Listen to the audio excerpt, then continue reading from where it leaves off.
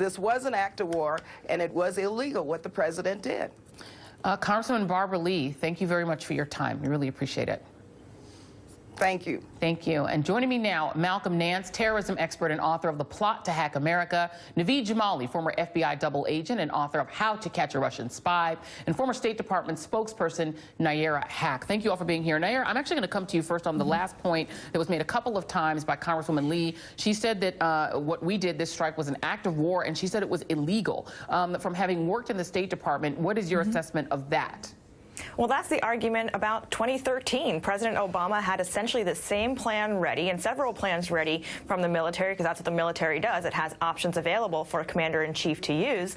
And the decision was made to consult with Congress. And Congress at the time was not interested in getting the United States, or neither was the public interested in getting the United States embroiled in yet another war in the Middle East. We don't have a good history there right now, particularly with what happened after the military intervention in Iraq. So that's the argument, that consult with Congress, make a case to the American people before a commander-in-chief should go to make a military strike or go to war. Now, on the other side, you have the argument of looking decisive, and that's certainly what people say President Trump has done. He has looked decisive. He has looked different from Obama, but there is a lot of room between decision and dithering, and that's the room we're trying to fill right now and understand what is actually the goal here. Yes, he looks different than Obama. Nobody would ever confuse President Trump for President Obama. Yes, he knocked off several things from the headlines of the front pages that otherwise would have been news stories on their own. But the question is this about removing Assad? Is this about helping the Syrian people? That being the case, there should be more military intervention followed by plans, diplomacy, and the pressure that military can bring to bear to make Assad and other people pay attention. And so, Malcolm, I think that is the main point, is what was the point, right? They hit an air base that is now being used again almost immediately thereafter. There's no evidence that they destroyed any aircraft, or that they did anything of that nature, or that they destroyed the chemical weapons capability. From your point of view, strategically, did this have any point? Well, it had a point for Donald Trump.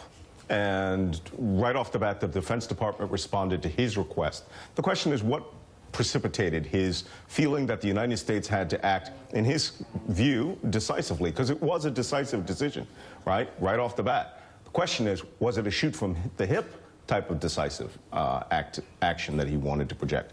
We projected a demonstration of American firepower. That's what we projected. We put out 59 cruise missiles, and we showed to everyone in the region that we could once again launch cruise missiles. Militarily, we struck the targets we aimed at.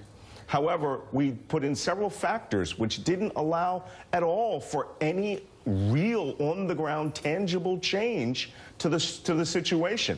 We literally warned the Russians that we were going to strike the base. The Russians warned the Syrians. They left the base. We only struck, as I understand, maybe 6 to 20 aircraft. Those ancient aircraft, when I was a young baby spy, those aircraft were old. They will now be replaced with new state-of-the-art Russian fighter aircraft with a much bigger capacity. And the last thing that's worse, that I think makes this mission failure, we did not strike the chemical weapons. We didn't destroy them. We left them intact, and this was supposed to allow, I guess, Russia to influence the Syrians, to set them aside or put them aside. I don't know. All I know is that the Syrians can now hide those chemical weapons and prepare for their use in advance. So right there, strategic, like I said, you have a visual effect, a giant fireworks display of very precise weapon systems, but total mission failure because Assad now can still use those exact same chemical weapons. And Naveed, hanging over all of this is, of course, there's new information. The New York Times came out that way back in August, the CIA had information about potential coordination between the Trump campaign and the Russians. The Russians, as Malcolm just said, got a heads up. The State Department, by the way, did not. The Russians are still operating and still supporting Assad. What do you think that this says about the Trump-Russia connection and the Trump-Russia relationship? Well, I'm not sure it says much about, the larger issue of the investigation. What I am concerned about is that, as we've seen with Russia, they're experts at manipulating information and propaganda. And there is something to that in regards to Syria. We look back at '95 and Bosnia. We have to be very careful that we have the international authority to act. There's this concept that was the preamble of the United Nations Charter that came as a result of the Second World War, this concept of crimes against humanity. I don't think anyone would argue that our moral compass is pointing the right way when we strike Assad after these horrendous attacks.